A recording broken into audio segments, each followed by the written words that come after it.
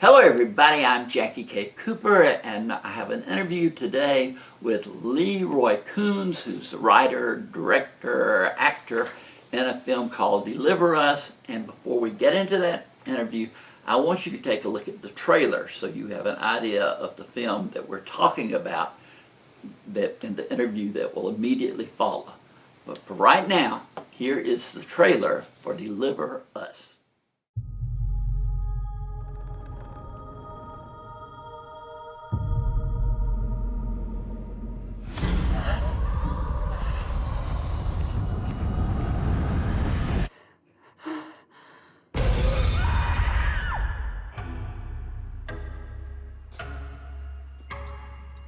This nun, Sister Ewing, is pregnant with twins. She claims it's immaculate. You don't think that these children are from God? I think all children are from God. She says her two unborn kids talk to her, and that she knows that one of them is good, and one is evil.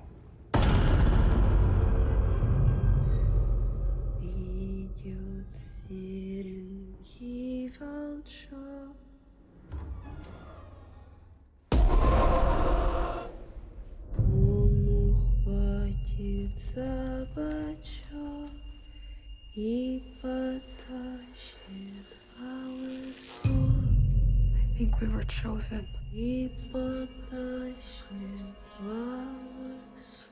Like Mary and Joseph. If they are born, it'll bring about the end of days. Breathe in and out. In and out. In and out. In and out. In and out. In and out.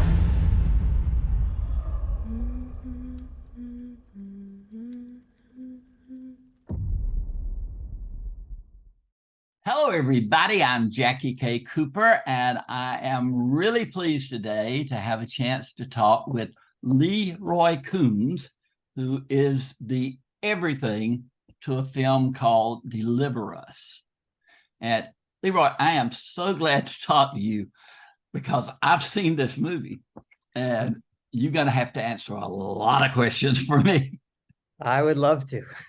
But I was doing my background check on you, and said you were at the USC School of Film or something like that, but you dropped out to make your first movie.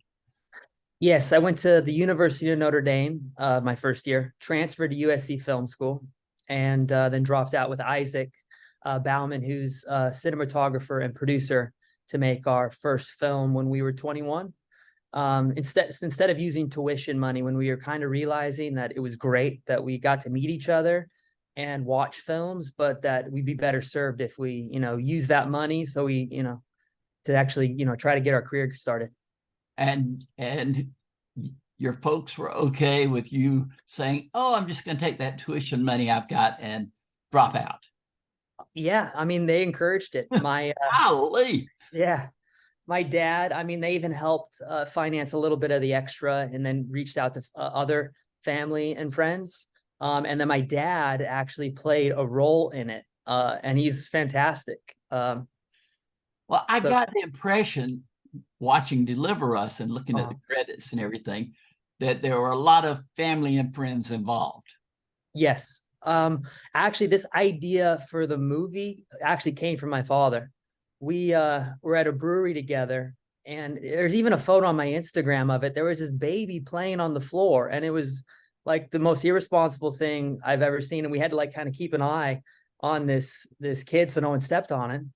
And my dad was like, you know what? I have this other idea for a movie. I know you're getting tired of it, but a nun pregnant with twin boys, one's good and one's evil. And I was like, Dad, that's probably one of the best ideas I've ever heard for a movie. And he just came up with that on the spot. I think he'd been thinking about it, but he'd pitched a lot of movies to me over the years, and I think it inspired him to go for it. And okay, it's one thing to get a concept. Mm-hmm. It's another thing to write the screenplay. Yes. It's another thing to produce the film. It's another thing to direct the film. It's another thing to act in the film. Yes. And you wore all those hats. Yeah, I mean, and the directing, it really helped that I co-directed it with Crew Enos, who we have To just associate with on other film, correct? He's yeah, been we a while. three of us, yeah, have a company together. And World's Fair or something yeah, like that. World's Fair, me, Isaac, and Crew, and we each bring something very different to the filmmaking process. So in a sense, it's like we're all like directing the film together with our own expertise. And that definitely helped a lot, obviously. Well, and you did something I thought that was really brave. You reached out to me Oh yeah. to review this film. I don't get many people saying, "Hey, I'd like for you to criticize my film, and I'll take whatever you give me." That's a risk. And you also knew I'm not a big fan of horror movies. I do, but I've watched a lot of your reviews, and I mean I like them, and I think that you do like I think I told you in that email that what you usually see in the films are something that I hoped that came across in our movie, and if it didn't, I like to take that risk out there to that, be told that no, it actually isn't coming across. So it is risky, it's nervous. I was really relieved when you liked it. It paid off because I was fascinated by this movie. Oh yeah. And it's one of the movies that when I got through with it, I had to go back. Really? That's cool. And I don't usually have time or take the time to do that. It's either you get me or you don't. But I couldn't turn this thing loose. Wow. I'm not gonna give any spoilers because I think the movie comes out next week or 2 weeks.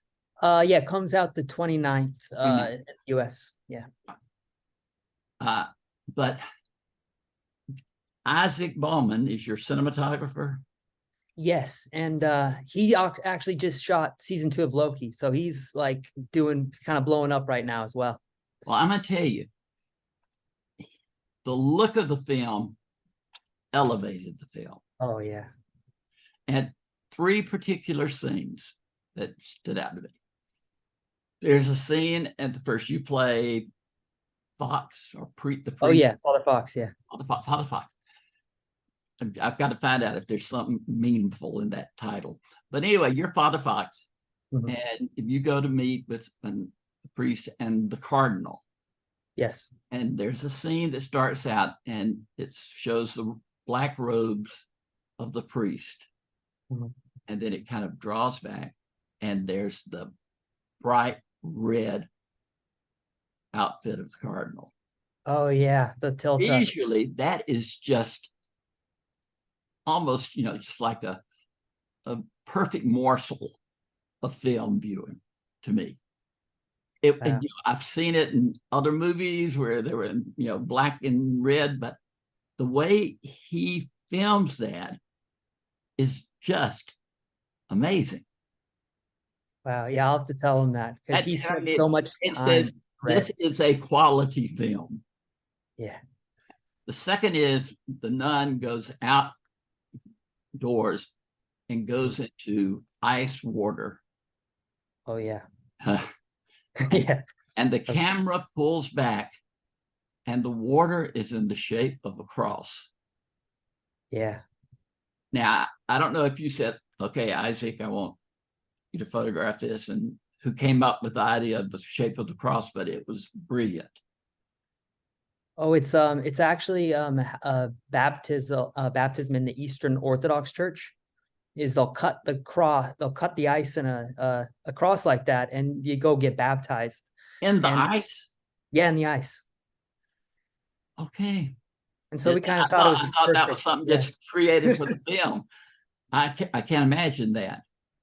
And then there's a later scene that I don't know if it was filmed with the drone or whatever, but it's from on high and it's looking down and it's snow covered. I think a car is driving down a road, but the vegetation is black and the snow is white, and it's Oh, just yeah. a visual wonder.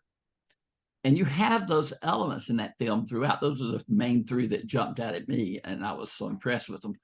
But That's, you know, you must be very, very proud of that, the look. oh yeah, I mean, and that's why I have to give like so much credit to Isaac on like making sure that that color of red was like perfect in color timing, and then also the Perfect color discussion of bread. yeah, yeah. Yeah, Leroy, I've just, I see everything just about that comes out, and Mm. this is just at a different level. Oh wow. And it's not only the story, but it's the look. Yeah. Okay. Now, why did you decide, with all your hats, Mm. that, hey, I'm going to star in this film too? So I tried desperately not to until the very probably 2 weeks out of filming, and then I was like, okay, I got to do it because we offered it to a lot of different actors. And We just no one. It was in the middle of COVID. I think we're very unknown. This is like the film that we did before this. We've been shooting for the past 12 years, and so that's going to it's come a out. boyhood type of thing, I understand. Yeah, it's yeah, the character's age, and it was kind of what we had to do to be able to just make the movie in small pieces with raising money here and there. And so I was preparing for the role because I would be able to direct it really well. But after 10 actors said no, we said, okay, I'm going to play the role. And you Yeah. filmed the whole thing in Estonia. Yes. Now, do you have connections to Estonia, or you Oh, just we did. how about Estonia? So 12 years ago when we shot a little bit in Russia for the film before, but when we had to shoot the actual Moscow with I guess the actual like meat of the scene, we worked with this producer Alina, who's also a producer on the film, and we just loved her. We loved the crew that we worked with, and there was a huge tax credit for Estonia, and so we reached out to her, and it made perfect sense to make it there. Now, you said this was in the middle of COVID. How long did it take you to actually film the movie? We had I mean, we were out there together for about 4 months pre-production, and then probably about a month and a half of shooting. Okay. And stuff. What was the estimated cost of the film? I don't know if we're supposed to say that Okay. or if I'm allowed to, but it's very low. It's shockingly low. Because when I was watching it, I thought, I don't know what their budget was, but I'll they tell put you everything- privately. they put everything up on the screen. Yes, we did. We didn't pay ourselves, and we're all I mean, kind of seriously, I felt like, I know they didn't have, this is quality, and they didn't have a huge budget, I know, just in my own supposition. But I thought, it shows on the screen where they put their money. yeah. Well, thank you. And I will tell that, and I'll announce it once. I think it's when we have to finish selling all the territories, because if people know what you actually spent on the film and it gets out, then they'll give you lower amount. We don't want that. Yeah, no, we got too much riding on. Okay, are you you wrote the screenplay, right? Yes, I wrote it with my actual little brother. Reached out and we wrote it on Zoom together, and we both went to Catholic school, and we just like we were able to go back and forth and get a script written pretty quickly. Well, the reason I say that is, as I was going back over the film, I would think, gosh, if this hadn't happened, then this couldn't have happened, which set up this happening. And if they didn't say this at this point in time, then when this happens, it wouldn't have the meaning that it has. I mean, yeah. Do you understand what I'm saying? Am I communicating that well at all? I mean, I appreciate that you're able to see that everything was just like so crafted and planned, and a lot of stuff even kind of got deleted. What we wanted to say in terms of like specifically the theology behind it, and then we're like, oh, these images are speaking for itself. We did the what you said so that it would pay off later. Um, Well, I know that there's one line, again, I don't want to give anything away, but I think the Cardinal says it to you or to Father Fox. He says, you have to be dead as a priest to be father to the twins. There's a oh line yeah. somewhere along that. I'm probably not quoting it perfectly, but when he said it, I thought, I don't understand that. And then I did understand it. Oh yes, you'll have to die as a priest to become a father of twins. Yeah. Yeah. Yes. I know exactly what you mean. But at the start of the film, again, I don't Uh-huh. want to ruin it for anybody because but at the start of the film, Father Fox is leaving the priesthood. Uh-huh. He has a girlfriend who's pregnant and he's getting out. And of Yes. course, it's with all people who love movies. All I can think about is think you're out and they pull you back in. Yeah. That's what happened. Of course. Yeah. My last job. It's the last job. It's always added stakes to it. Yeah. So, why did he have to be leaving the priesthood to start the film? Is that giving too much away, or? Oh, I don't think so. I think that there is always a certain amount of kind of like even like Heat, a good example. It's like the character's last job. It always just adds kind of a level of I don't know, extra urgency or stakes. But I was always really interested in, especially like being Catholic and thinking that it's not. We have that line in there that it's not Catholic dogma that priests can't get married. It really was just, I think it was like the thousand, like right around the millennium, like maybe 1100 or something, that they made it a rule. And I was reading a book by Pope Francis too, and I think he was referencing that about like being a good Christian. I think I took it directly from one of his books, like to leave the priesthood so that he can like go be a father, since he did fall in love with this woman. And it's surprisingly a lot, like happens a lot more with priests. The more I looked into it, they do end up having like romantic relationships, outside of it. And I always thought that was interesting, the human aspect of a priest. Yeah. I don't know if at my age, when I talk about film to other people, it's like, I never heard of that. I have all these assistants that work for me at my YouTube stuff and all, and they're like, hey, if it didn't come out after 2005, I know nothing about it, But there was a movie many, many years ago called I Confess, and it starred Montgomery Clift, and your performance in this reminds me so much. He was a priest in that film. And I have seen it. I know it's exactly what you're talking about. I love Montgomery Clift. That's a great movie. He hears a confession of a murder. Yes. And he can't reveal it. But when you started, when I started, I thought, gosh, that reminds me of Montgomery Clift and I Confess. That's cool. I watched it right before we made it. My favorite film professor was a Jesuit priest, USC, and that was a film he always talked about because he loved Montgomery Clift. And I finally watched that. Oh, good. I thought I'd probably throw it out and you'd say, huh? What's that? But you yourself, at what age did you have this calling, speaking of priest, but have this calling to make movies? I think when I was you started young. 16, I wrote my first screenplay about my godfather. My dad was a professional football player, and his best friend at the University of Nebraska, he was paralyzed in a practice, and he was like the best player.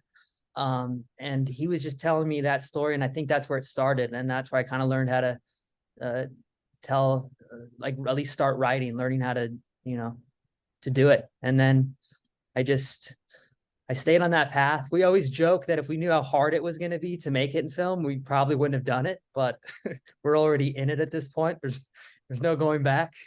Well, I've got a grandson who's majoring in film, so we'll see how it happens with him. But the first movie, like I said, you dropped out of USC to make, and that was the Beer Tale. Yeah. and then you're making this boyhood type of film where the actors actually age in their roles. Yes. And now there's one coming out called QB. It's the one that we might make next, Okay. but it's a script. It's like won a few competitions, and I want to kind of make sure I do it right. I don't know if I can make that one right now. It's a little too controversial, I think. And I just want to make sure I do it right. If I do, I don't do anything irresponsible or something. So, yeah. Well, this to me is not your typical Blumhouse horror movie, because you do have a good bit of gore, Mm-hmm. a bit of nudity. Yes. It's not just, oh, let's just sit here and get scared or whatever. It's a mind challenging film also. And have you had any feedback on that, or did that be a selling point, or was that a non-selling point? No, it was a big part of it. I mean that the film professor got me interested in horror, the ex-Jesuit priest, because he said that horror was the only genre of film where you could make God or divinity the subject of your film, and that mainstream audiences would accept it.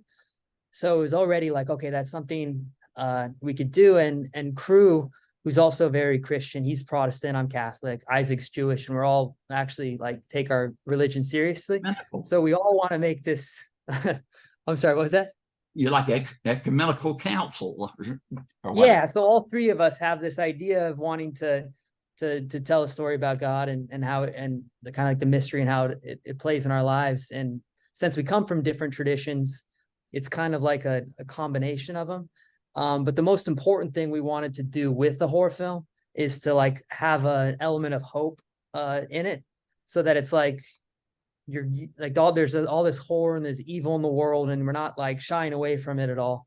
I mean, the Bible definitely, like the things that happen in that are just like X-rated at some points. So then to do that, meet people on their level, but then offer this, hope in the face of despair, redemption, those kind of themes. But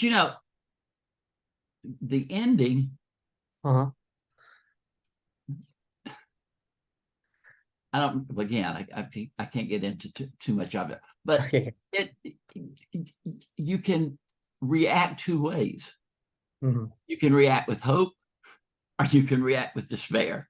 Okay, yeah. So, I Good. like that duality. Yeah. Yeah. Okay. But when you first contacted me, I thought, well, this will be just a nice little film that, probably nobody will see or whatever, because you didn't say that you already had a distributor and all that sort of stuff. I mean, you're on the schedule. I mean, I go to Box Office Mojo, and on the 29th, it lists Deliver Us. Yeah, it's getting good, a lot more push than I think even they realized. We even had a really good review today that once we got one thing on Instagram, then other accounts have been like interested in watching the film and checking it out and then writing about it. And so you were one of the very first people I came across, just because you were on my radar of like coming across some of your reviews and then your videos. I liked them. Well, again, you took a risk, because I know. I just saw Nun too, and Yeah. I was not sliding in the right direction, but everything about it reminded me a lot of The Exorcist. Mm-hmm. From the quality of film, the music is great. Oh yeah. Who did you score? Gosh, I'll mispronounce his name. His name's Toady, and he's Icelandic. The film he did before was A24's Lamb, and it was just really like we were like, damn. Lamb? Yeah, it's kind of a very strange film. That's a very strange film. Yeah, I didn't love it, but I love the music. And then I'm not gonna, yeah, it's a little weird. It was, but anyway, his music really, again, the cinematography, the music, etc. Yeah. Just lifts the quality of the film to me. And I'm hoping, I always hope this, I'm hoping word of mouth, because Yes. I'm not putting you down in any way, but hey, there's a Lee Roy Kunz film playing. It doesn't resonate now like I think it will. I think you're on a great path, and and it will become that way. But I hope word of mouth is really going to push this. Oh, you're right. And actually, I mean, I know that's the case. That's why I tried to cast someone else. I'm like, I have too much writing on this film. Let's get someone else that would push it. And so now it's just the only thing we do have to rely on is word of mouth. Yeah. Well, you've got a birthday coming up. Yes. The 23rd. 23rd? Uh-huh. Yep. Yeah. Mine was yesterday. It was. Yeah. Well, happy birthday. Yeah. Well, happy birthday to you coming up. Yeah. And you have a 5-month-old daughter? A son. Son. Yes. Okay. Yeah. Is he Lee Roy too? He's not. So he's Carmine Kuntz, and if I have a second son, he'll be Leroy. I wanted to give something special, like, because if you're the first boy, you already get a lot of, I think, attention, and especially the first child. And I think it'd be something nice to have for the second son to share. Now, where'd the Carmine come from? My fiance, she just loved the name, and I was like, I didn't love it at first because it's a gangster name for the most part, and then especially, but it's that alliteration, Carmine. I know, and that's what I was like. Okay, that's good. It does, right? And and then and now he really sounds like a gangster because my grandfather, his name was Francesco, and so he's Carmine Francesco Kuntz. So now he's really. Yeah. Well, but again, Carmine Kuntz, that's good marquee name. Okay, yeah. Hopefully it'll be in the film business. All right. One last thing I have to ask you is, and you not only directed yourself in this role, you presented yourself out there. I mean, you not only bared your soul, you bared your body. And what was the thought behind that? I mean, in this day and age of Instagram and whatever, those pictures will be forever in the atmosphere. Yeah, no, you're right. I mean, the first process was like when Isaac was like, hey, how are you going to do this? Are we going to actually just film it like full? And then the fact that there's other nudity in the film, especially with the women, and they had to do it at the very least. I wasn't going to cover myself up. So we were going to shoot it that way so that it's just like, okay, I did the same thing, and we might not use. Nobody can say, hey, you exploited women with the nudity and you protected yourself. You said, hey, we just all went all in for the movie and what was most. Yeah. What was all into it. And then the decision of like, do we keep it, came down to, we started to like, I also realized how it felt and how difficult it was. It was definitely the hardest thing to do, but we kind of thought of, it was like, oh, this is very like Adam and Eve in terms of, without giving away, Fox has done some things, and that he's just like taking all this judgment, and she's seeing him, like all the pretense of him being like this super righteous, like above. It's like, I am this flawed, vulnerable person, and being seen and accepted in that way, that we thought that that's what it would, the meaning, and why everybody was like, hey, you should keep this in. But it has made some people uncomfortable for sure. Let me tell you, I've seen it. My review will be out next week, but I'm telling you, it's good. I appreciate you reaching out to me. Okay. Because I probably would have seen it anyway, but I'm glad that this gave me a chance to talk with you and get a background on it. I think you've got a bright path ahead of you, and I'm going to be looking forward to the next thing. I really am. You keep in touch and let me know what you're doing, okay? Well, yes, thank you. And this is my first interview, so I'm happy I did it with you. I feel like listen, you were perfect. So okay, great. But anyway, this has been Jackie K. Cooper with a choice interview with Lee Roy Kunz, who did everything to bring Deliver Us to the screen. Thank you, Lee Roy. Awesome. Thank you, Jackie.